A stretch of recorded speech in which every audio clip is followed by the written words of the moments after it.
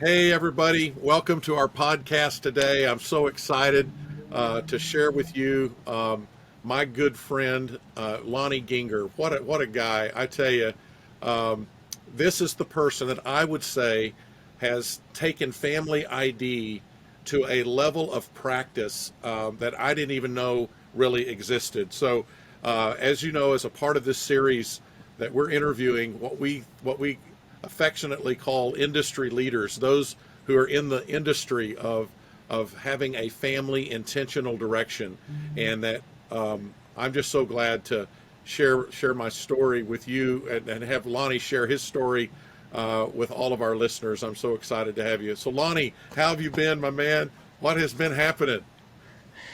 Well, man, I'm excited, Greg, to have a chance to share with your listeners the huge blessing that you've been to me and my family and the impact it's going to have for generations because of your leadership and mentoring in our lives. So thanks for the opportunity. Oh, that's great, Lonnie. And I just so thankful for you. You've just become really, truly one of the closest friends I have on this whole earth. And I'm just so thankful that you have been a part of my life. And I was trying to think, when did we meet? Do you remember what year that was that we met in Chicago? And I was going to have you tell the story from your side because it's become kind of somewhat legend now. I'm trying to tell the It, story. it has become legend in my family, that's for sure. You are a legend in my family. Oh, praise God. Praise God. I'm going to do my best not to disappoint you guys. Uh, Anyway, no, I mean, it's clear as a bell for me. It was about 18 years ago, I think okay, now. okay. Wow. I was actually presenting at a leadership conference that you were at, and Right, at one of the breaks, you came up to me and started a conversation, as you're so great at doing, and started asking me questions about what I did and how I did it, and I think you started asking me questions about your business because I was talking about leadership right, stuff, and right. Okay, I yeah. think So you had a booth. I remember walking up to your booth. What was your booth about and what were you teaching on? yeah, so it was for our coaching system. We have a leadership coaching system we've developed over the years and have coached, thousands of business owners around the country and leaders of nonprofits and churches and all kinds of organizational leaders. Right, So I was talking about how to develop an organization that was less dependent on you as a leader to juggle all the balls and spin all the plates and make everything happen and still get right, the results and the mission, the vision you want from your organization. And you came up to me and you started asking me stuff about your business. And I remember right, you referenced that you had like 1,000 people on your team and that you were a right, little frustrated that sometimes when you weren't there, things didn't happen like you right, wanted them to happen. And right, when you were at conferences or on vacation, you always wondered if things were really happening right. So right. I asked you a question that I'm pretty used to asking Right. leaders. Yeah. I asked you a basic question. I think I said, do you have a clear statement of mission and values and a clear written strategy for your business so when you aren't around, your team members know what to do Right. and why they do it and where Yeah. they're going. Right. And you looked at me and said, well, I don't have all that stuff written down, but my team's been with me a long time and they know what we stand for and where we're going. And I think I said something to you like, Greg, if you don't have those things written down, you're just kidding yourself. You're never going to create a business and a team that lives out the Right. values you want them to live out and accomplishes the vision you want them to unless you're there all the time. Right. Right. And you step back and looked like you were pondering that a bit, and I expect you to come back with some statement about what you might want to do different or some other question. Right. But you Right. surprised me. Right. you, you came back and asked me a question, as all great leaders like you do. You said, well, Lonnie, let me ask you this. Do you have a clear written mission and vision for your family? And I just bit right into it because I kind of said the same thing you said. I said, well, I don't have that stuff written down for my family, but Greg, it's my family. They know what we stand for. We're together all the time. We talk a lot. Right. And what got me is you looked at me in the eye, and Mm. I think you pointed your finger at me, and I it feels like you even like pointed your finger and pushed me in the chest. um, Right. at least that's what it feels like. Right. Right. What it felt like, because you said, well, Lonnie, if you don't have those things written down for your family, what that tells me is that you care more about your business success and your business legacy than you care about your family success and your family legacy. Oh man, And that was brutal. it, it was. You were brutal, man. You were tough on me. That was Uh, tough. You're like, That was you tough. care more about your business than you care about your family, Lonnie. And, nobody had really talked to me like that before. And I think Right. I probably pushed back a bit and said, well, not really. I really do care, but I do a lot of good stuff. Right. But honestly, Greg, that question, that statement, haunted me. Mm. Mm. I thought Mm. about it a lot, That's great. and even though I wasn't really willing to admit it at the time, Right. um, in my alone time, I had to acknowledge that my actions demonstrated that I didn't have the same level. I cared as much. I loved my family. I've always loved my That's right. family, Sure. and I've loved my Sure. businesses too, right? Right. Right. But I haven't. What was clear is I hadn't been as intentional Mm. about leading my family, Mm. and I hadn't been as strategically thoughtful Wow. about leading my family as I had been about leading my Right. businesses. Right. Right. And that paradigm shift changed everything for me. Wow.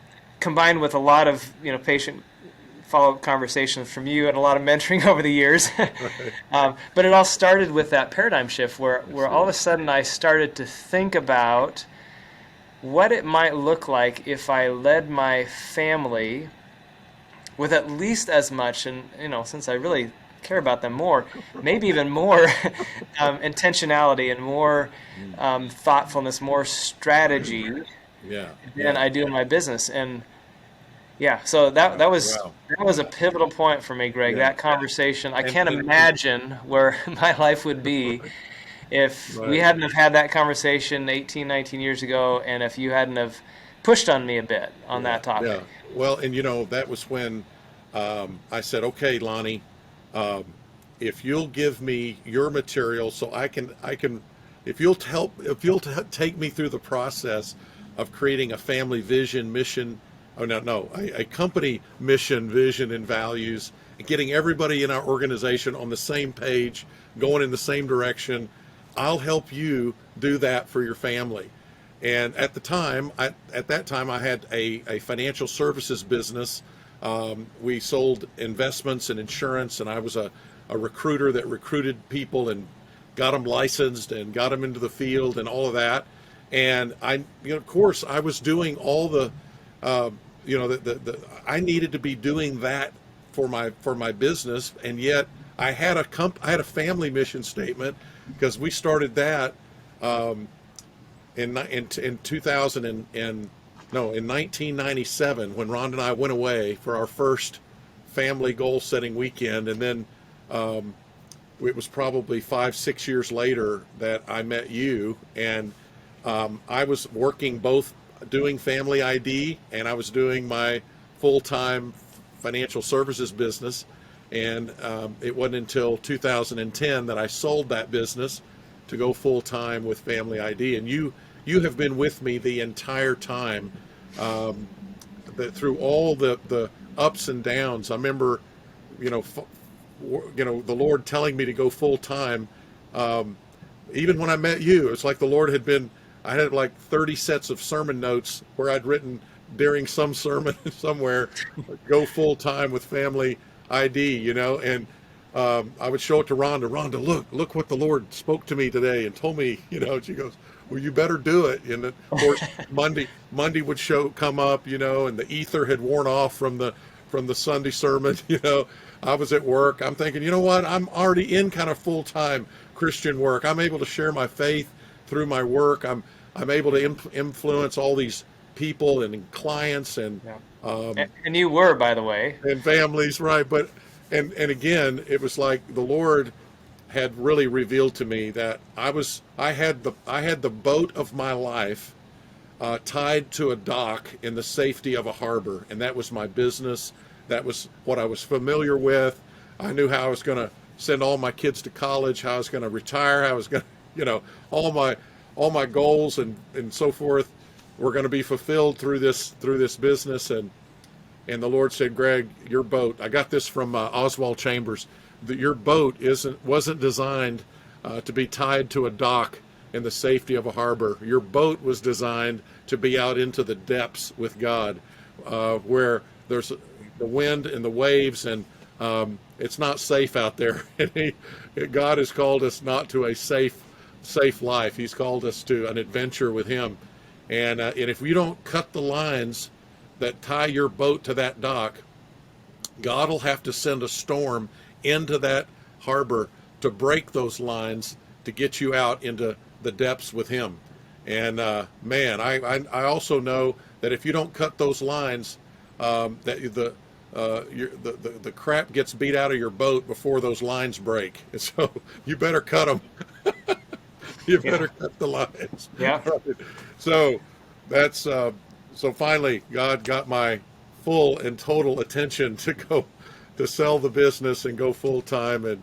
And man, I've just, over the years, Lonnie, you have been such an encouragement to me, and things that you did to take your family vision. In fact, I've used an example of you for years and years and years in every workshop, that you kind of did that challenge when we talked in sessions 3 and 4 of the workshop. We talk about building an interdependent family where everyone looks inside the family to get their needs met. And how do we become a family that everyone's looking in? And how do we get our children to treat each other better than our best friend? And so would you share with the group the challenge, if you can remember back when you made the challenge to get your oldest son to say encouraging words to his younger sister, and how you were also wanting to say encouraging words to your wife Shelley. Do you remember that? And there was a challenge you created, all that. Yeah, I mean, you probably remember it better than I, because you've told the story way more times than I have. I have. I think I have. told it once, which was to you, and you've told it several times. So it's probably a much better story now, Well, Greg. I'm sure I've enhanced it. I've enhanced it in many ways.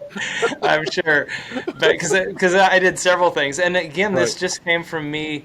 First of all, hearing ideas from you. You still are, to this day, Greg. I tell people this often, that you're still the only successful business leader I know who is still more intentional about leading his family than he ever was about leading his business. And for that, I'm very thankful that God brought you in my life and has continued to be such a great influence Yes. through you on me on this area. So that story you're talking about just came from you planting a seed, and then me thinking about, okay, and if I were to treat this like I do in business, if I'm trying to produce a new culture in my business, I don't just wish for it. I don't just wish that employees would treat each other better, or that our salespeople would go after a different kind of business or whatever. Right. I think about, what can I do differently to produce a different outcome? What process can I change or implement? What can I better align incentive systems or have conversations around this? And so I thought, well, how do we do that? And so there was at a point in time where there was a need for a better culture of affirmation between the siblings, and particularly from our oldest son to his 2 younger sisters. Yeah. Because he was the first, teen in those early teen years, and that wasn't necessarily a cool thing to do, to be edifying to your sisters, right? Right. So had conversations with Colin about that, our son, and Right. talked about why it's valuable and importance, and said, what if we make a game out of this, and just see which one of us can have the most number of days in a row where we say something positive to and uplifting to the girls in our family, the 3 girls in our family. Right. and we'll hold each other, we'll talk about it. We'll support each other in that, hold each other accountable in that. And we had a little contest around that, and some consequences if we missed a night and had to start over and stuff, and that were just fun things. That's great. And there was sometimes where there was a couple times where Kylan would come to my bedroom late at night and say, I forgot to say something tonight. What should I do? And I said, well, you can wake her up if you want. I bet she wouldn't mind if you woke her up in the middle of her sleep and she heard something really nice from you. And so he did that a couple times. And of course, Lachelle, our oldest daughter, she just glowed about that the next day. But the point of that was not necessarily that particular practice, but again, just the example of, most of you listening to this are, you're smart people. Most of you lead something in your life, and you've probably thought about how to produce a different outcome. But for some reason in my family, I didn't think about doing that as intentionally as I do in the business environment, where I think through cause and effect and actually take the time to think of a plan that would make a better effect, and that's just one of, the types of things we've done over the years, and we're still always learning on that. We have adult kids now, 4 adult kids, 3 are married, we have 3 grandkids, and we're always at a new stage of learning. Wow. And so when you first sat down with Shelley, and you guys started working on your family vision and mission and discovering what your core values were and all of that, you had been doing this process really for leaders in business and nonprofit organizations.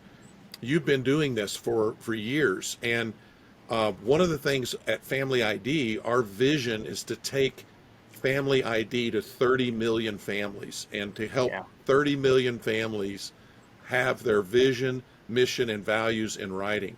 And we feel like, you and I have discussed this, that nothing's more powerful than an idea whose time has come. And we believe helping every family develop their family intentional direction, create a healthy family identity, is that idea whose time has come. And yet you were back. I mean, like today, anytime I can share with a business leader who has a company mission statement, I always say, why is it that you have a company mission statement, but you don't have a family mission statement?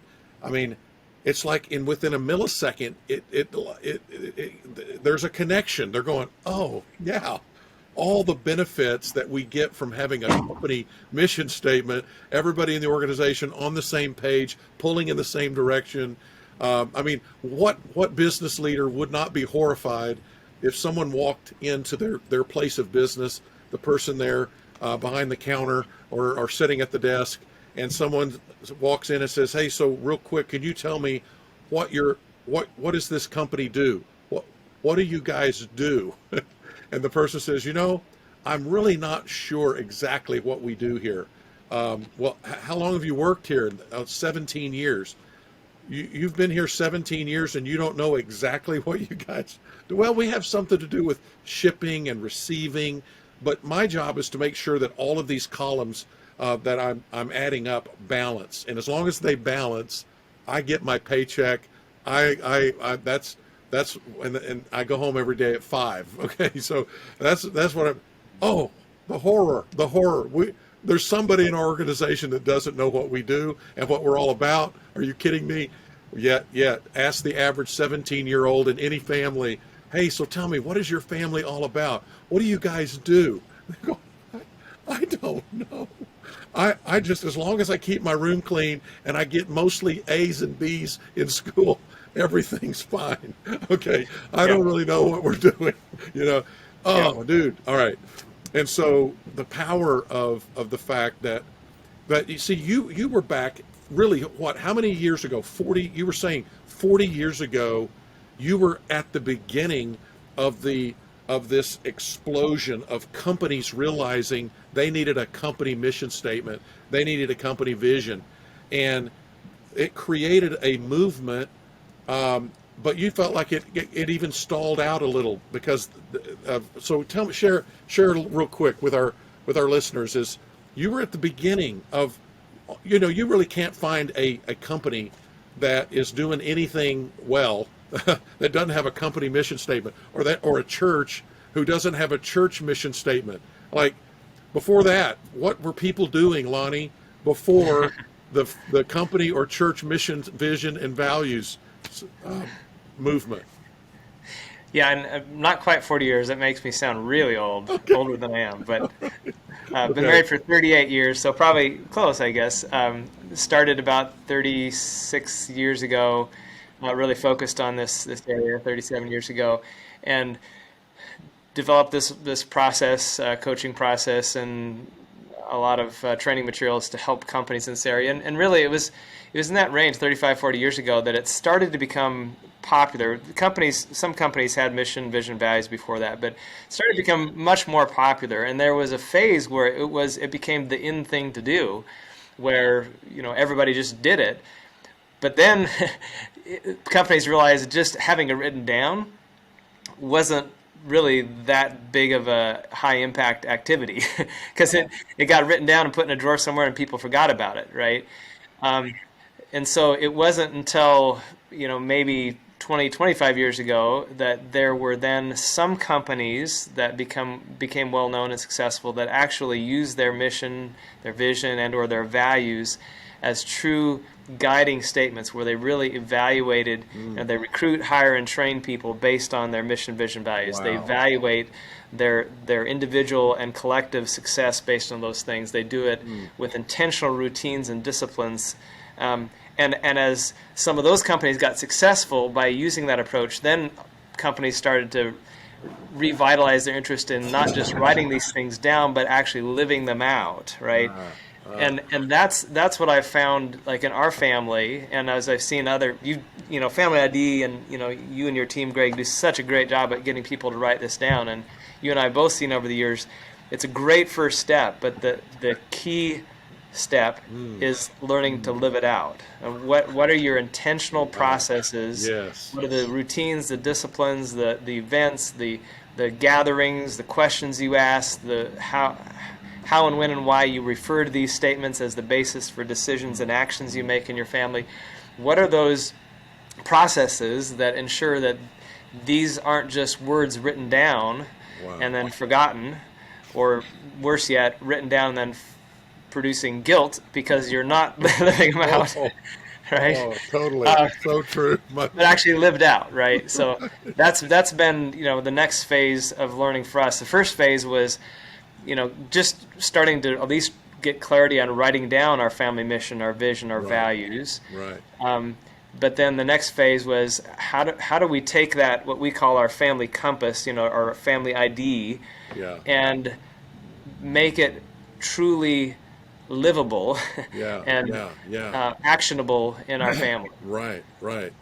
So Lonnie, okay. So tell us kind of how those phases happened for you, because you wrote it down. You went through the workshop, the family ID workshop, and then you and your wife did this together. You had children at home. How old were your children at that time? When you Yeah, at the time, our oldest was just entering the teen years, and our youngest was just barely born. Okay. Okay. Very young, yeah. Very young. Well, he was like Okay. 4 or 5 years old, yeah. Yes, yes. Okay. So then all you did was say, "Hey, we wrote this down," but you've taken this thing through phase after phase as your children have grown. How have you implemented it, or how have you lived it out? And again, you didn't have anybody there was really no example. I didn't have any really great ideas on how to do it. How did you do it? And again, it came from your encouragement to think about my family and lead my family as strategically as I lead in my business. Okay. And then just applying similar approaches. And you gave me some good examples of what you heard other people do over the Right, years. But right. for us, I think in business, I tend to think of what are the core routines or disciplines that help embed the culture and the practices that produce the vision and help us accomplish our right, objectives. right. And so, similar thing in our family. I think there's 5 or 6 what we call our relational pathways to walk out our family compass, but Right. kind of our routine disciplines. So I see. one of those is our annual family goal setting retreats. Another one is what we call our mid-year family compass review vacation. Wow. We do, so that's a once-a-year event, which is similar. In business, I thought, well, every year in business we go through a strategic planning retreat. I see. And you asked me one time, why don't you do it with your family? And I said, do people actually do that? And he said, yeah. You said, yeah. Yeah. So I thought, okay, Yeah. that makes sense. If I do an annual strategic planning retreat for my businesses, I probably should do that for my family. And then I thought, well, I've learned in business, if I just do a once a year retreat, and if I don't do a mid-year checkup that's fairly intentional to review progress and celebrate progress and make adjustments, then we lose momentum about mid-year. Right. And so we started doing a mid-year, we call it our Compass Review Vacation, where we Right. take time in the middle of the year to do a fun, usually half a week to a week family vacation, and spend a couple days of that really focused on our process of celebrating our progress and our mission, vision, values Yes. collectively and individually, and our goals, and talk about what we're going to do next, and do some fun activities around that. So doing a mid-year, we've done that now every year for 16, 17 years, do Right. the annual strategic planning retreat and then a mid-year review. And then we added more recently, in more recent years, a quarterly meeting. We call them our family council meetings. And again, I learned, we do quarterly board meetings in business that, make sure we stay on track. And we've got a pre-planned agenda, something that we do fairly similar each time.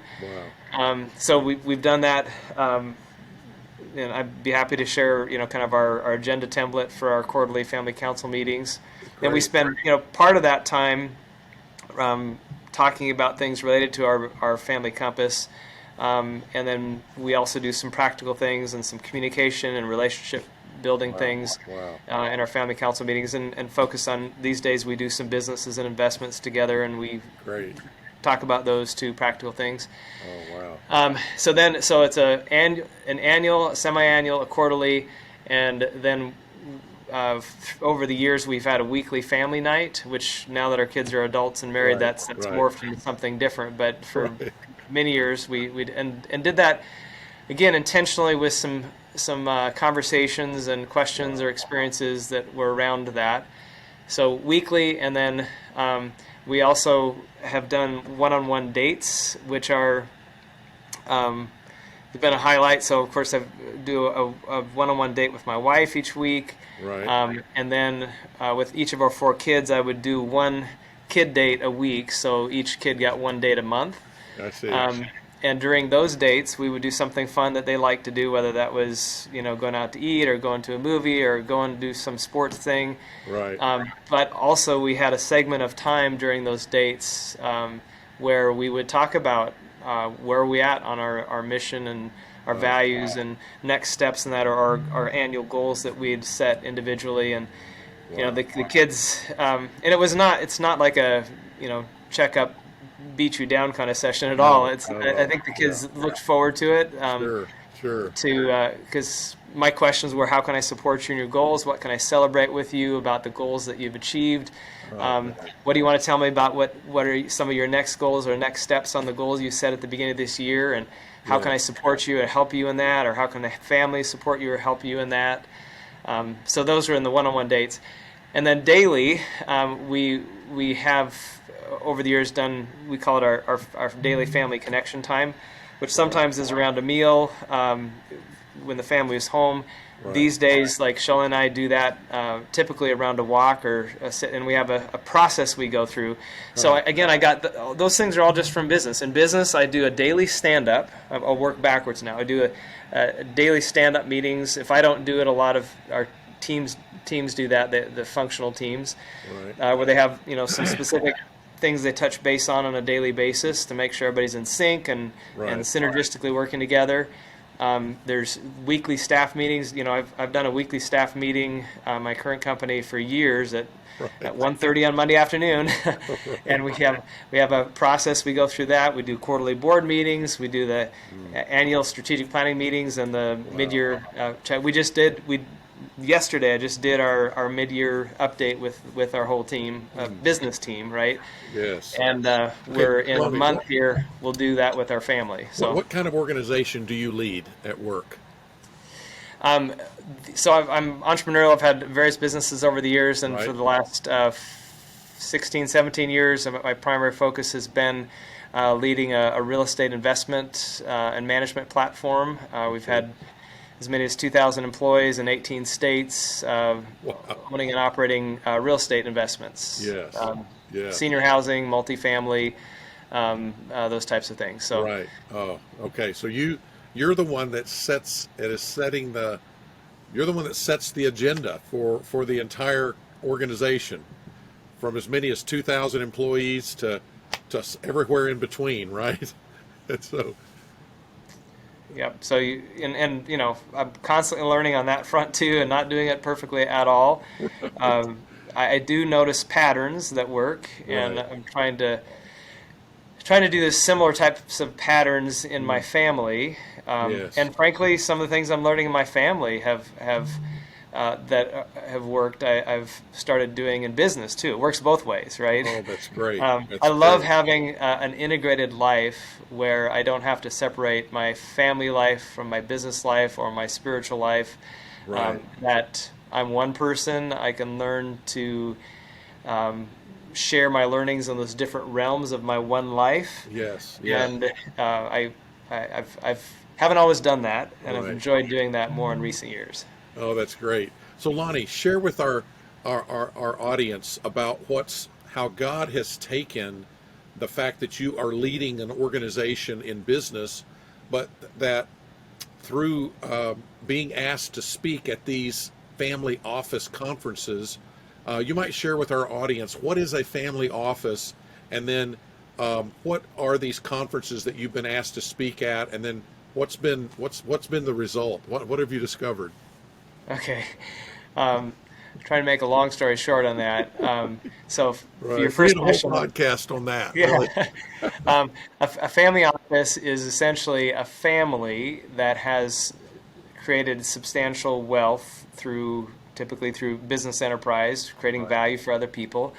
Usually has a net worth of over $100 million, and they create what's called a family office, which is essentially like a business to manage their wealth, to manage their investments, their resources, Right. their assets, etc. And There are, that there are multiple companies that they own. Right. right, it's really an entity to manage the assets and activities of the family that may also own a lot of other businesses, or may have sold businesses and just have the financial resources that they have invested in various areas. I see. So there are quite a number of family offices in the U.S. and all around the world. Right. There's associations, there's conferences for those family offices. Several years ago, I started getting asked to speak at some of these outside the United States, like in Asia, on U.S. real estate dynamics, because that's kind of been what I've focused on a lot. I see. And was scheduled to speak at a conference in Hong Kong with the largest family office association in Asia, Wow. on U.S. real estate. And before the event, I was over there on a business trip, and the organizer had a meal with me and was talking about the conference. And I just asked her, what are the biggest needs you see among these wealthy families in Asia? Some of these families have 2,000-year legacies. We're talking families who have been in business together for over 1,000 years. There's one that's 1,700 years. No. So some of these families are have been doing business together for generation after generation after generation. And some are more recent, wealth Right. creators in first, Right. second, third, fourth generation, right? Wow. But I asked, what are the biggest challenges? And of course, the conference was mostly about financial management, how to pass to your next generation the financial wealth of the family effectively, Right. etc. how to manage investments and things like that. And anyway, I asked her what are the challenges, and she started describing all of the relational challenges in these families. And they're one of these large multi-generational families was just in the press having cousins sued each other, and it was a big deal in the press, a well-known family over in China. Wow. And so I just said, what are you doing to address that need in your family office association? And she looked at me like a deer in the headlights and said, well, we don't do that. We talk about investments and wealth transfer strategies and things like that. And I just said, well, if that's the biggest need, maybe you should think about doing that. And we've been over there with my wife and a couple of our kids, and so she knew we at least liked each other, and that we did business together and liked doing that. So she said, well, could you just get up and just share your story about how you've learned to work together as a family? Wow. And I said, well, I've never done that. Like, I've done that some with you, Greg, at family ID conferences or, at nonprofit events or church events or whatever, but never in a business setting. Yeah. So she said, just try it. So long story short, it ended up being the highest rated presentation of the 3-day conference, the most requested presentation. And trust me, it wasn't because I did a great job at the presentation. It was the first time I'd ever talked about this stuff. First time you've ever done it. So my presentation stunk. It was not good. It's just that the topic so resonated with people. I literally couldn't. I couldn't go to the bathroom without men following me in the bathroom in the next 2 days, asking me questions about how do you do this, how do you do that, and how do you conduct this family meeting thing, and oh my gosh. So anyway, from that, one of my team members got a poor quality iPhone video of part of the presentation, sent it to some other family office organizations in the U.S., and now really the last 3 or 4 years, we've been asked to speak at most of the major family office events and organizations in the country, and it's just been a real privilege to get to learn from other families. And I'm constantly I'm humbled when I get around some of these families that have been doing this type of intentionality well for 6-7 generations. Right? And I'm not anywhere close to that, so I'm a sponge. So I enjoy getting to share our story because inevitably people come up to me afterwards that are way further down the road, and we get to learn a lot. So it's been a really interesting process, and to realize that Greg, what you and I do, we're not alone, man. There are families who've been thinking about this for generations and leading their family intentionally to become a family of affinity for multiple generations, a generative family of affinity. So a family that has relational affinity and generates value for society together for generation after generation after generation. It's there are people who have done this well. There's a lot of us who have not done it well and made mistakes along the way. Sure. But it is encouraging to see that in many of these families, the reason why the family office families, some of them have thought about this, is because when you have a family business that the next generation is going to take over and the next generation is going to take over, or you have other forms of family financial wealth, tangible wealth, assets that you're trying to transfer from generation to generation, it kind of forces this discipline of at least thinking about how the actions I do today might affect the next generations. And Greg, prior to the conversations you and I had, other than I had some thoughts about the spirituality I wanted for our future generations, or that I wanted them to go to church or believe in God or whatever. But all this other stuff, all the other forms of wealth, the intellectual wealth, the relational wealth from generation to generation, the social impact wealth from generation to generation.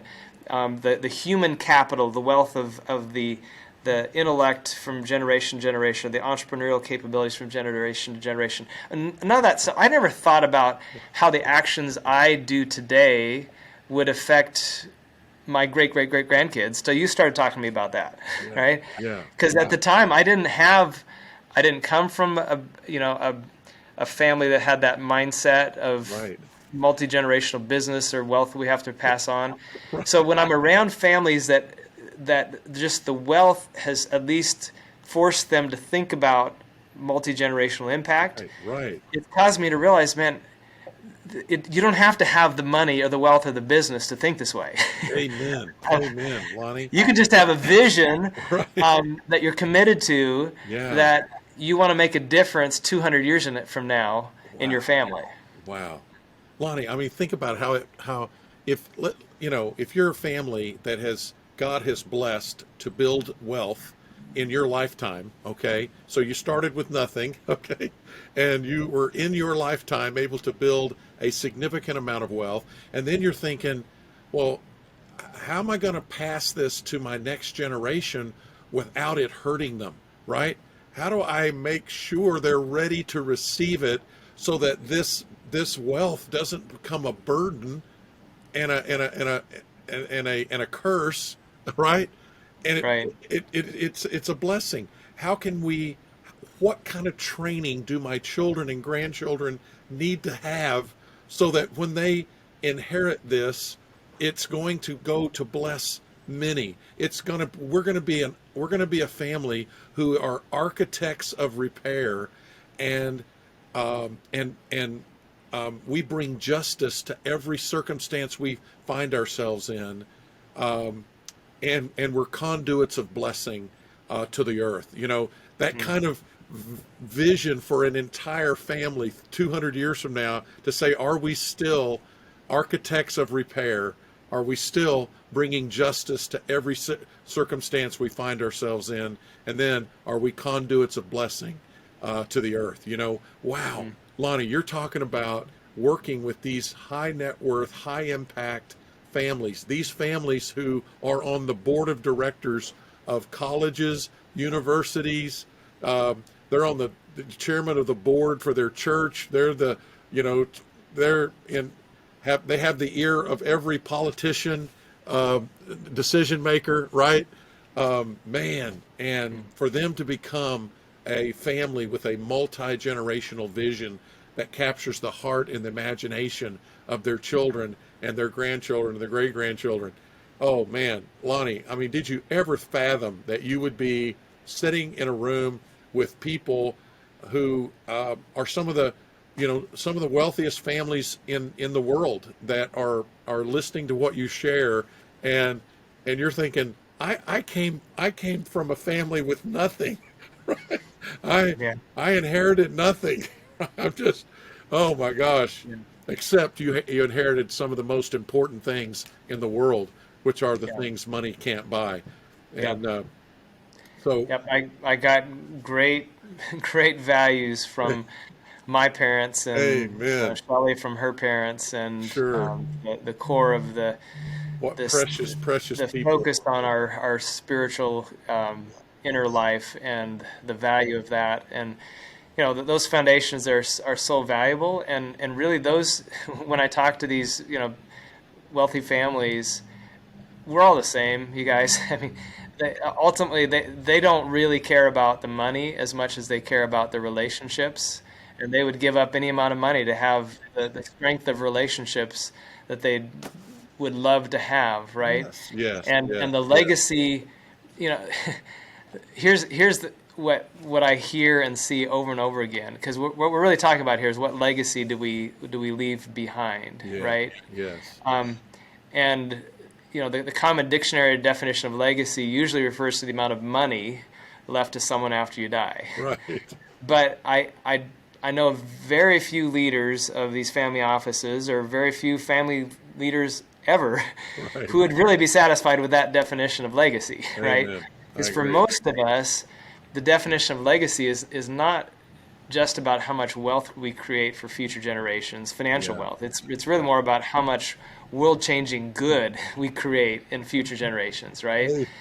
It's not so much about the quality of the resources or the quantity of resources we have, Amen. or that we pass on. It's really the quality of relationships. So, Wow. for all of us, whether you have a lot of money, medium amount of money, or no Right. money, right? Right. In Right. our honest moments, deep in our heart, the legacy we really care about Mm. is not the size of our great grandkids' bank accounts, Right. right? Right. Oh, so Not the size true. of their investment portfolios. It's what we really care about is the soundness of the principles Ooh. by which they live their lives, Ooh. right? That's what Ooh. I care about. Yes, and And creating an interdependent family where our children and grandchildren are always going to be interdependent, looking inside the family to get their needs met instead of turning and looking outside the family to get their needs met. Oh my gosh, Lonnie, that is so rich. This is so yeah, powerful.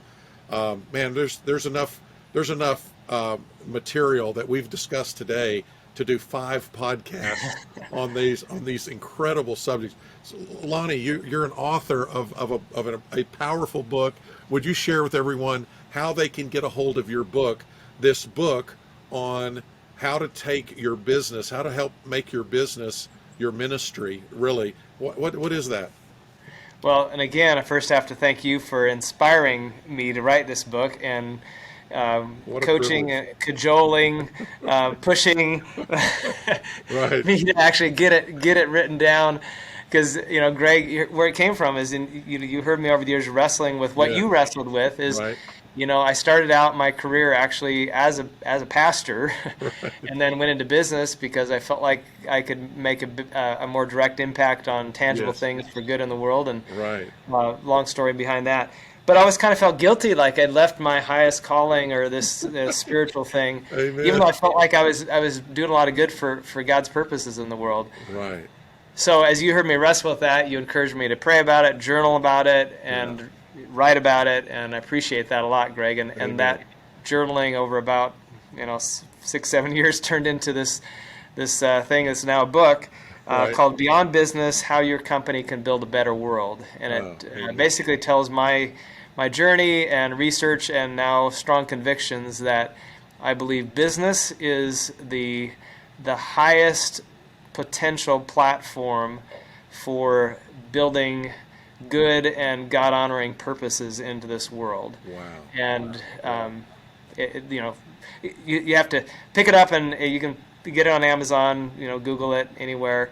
But feel free to reach out to me if you have questions about that. I'd love to encourage you if you're a business leader in your journey on that. we want to encourage you to send us an email. Lonnie's book, Beyond Business, is one of the most powerful books. There's an organization of business leaders in South America that have created an organization who are all around this book and getting these business leaders to say, you know what, we're going to become a beyond the business company. Uh, we're going to start using all of our influence as business leaders, and they're literally creating a movement. Am I right, Lonnie? They are. It's pretty impressive. Some of the top leaders in South America. And what's exciting about that is to see them embracing their businesses as their tool to shape culture and society for God's good purposes. And it's pretty powerful because they've realized that politics can't do it, and the political system, has a lot of challenges to even allow nonprofits or churches from doing that. But businesses are able to make a big impact anywhere in the world. So they're really leveraging that. So that's pretty cool. Also, I would say if anybody wants to get any more kind of background on our story and some of the things we're learning, or how we do our annual strategic planning meetings, things like that.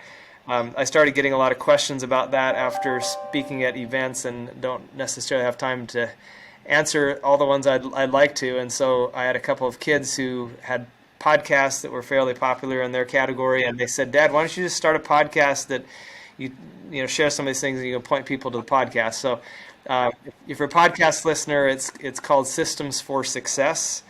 You can look up Systems for Success and my name, Lonnie Gienger. And some of them are family around the table talking about some of these topics. Some of them are just me in a monologue. I've interviewed here recently several of these families who have thought about these things well for multiple generations, and some that have not done it well for multiple generations, um, and what they've learned from that. So feel free to check that too. Point people to Greg's podcast here too. It's awesome. Tell your friends about it. Yes, Lonnie, thank you. Hey, if someone wanted to email you, can you share with everyone your email? In fact, we'll we'll also with this podcast, we will also make available to all of you Lonnie's email and how you can get to his podcast, Systems for Success, and then Lonnie's book, Beyond Business. You got to get this book. It is powerful. It has practical steps that you can take to be a business that is truly architects of repair for your communities and for the world. So thank you, everyone. Thank you, Lonnie, for being on our show. Well, I'm so excited. I'm so glad I get to do life with you and your family. We love you guys. God bless you. And thank you all for listening. Have a great day. Thanks, Greg. Thank you.